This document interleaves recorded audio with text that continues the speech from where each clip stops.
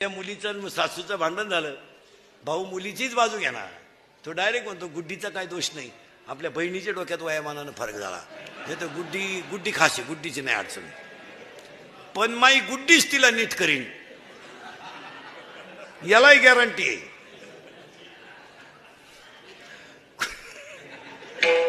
माई गुड्डी साधी नाही, कॉलेजला गेली तर 8-8 दिवस पडून जायची, पण कोणाला थांगपत्ता लागून नाही दिला माझ्या गुड्डीने.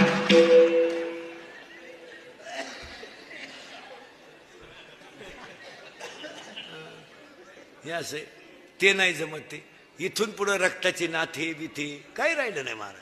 काय जे भाऊबंद, आता भाऊबंद ते मेलेच सगळ्यांचे, तुमचे माझे, आणि मेले तेच बरं झालं.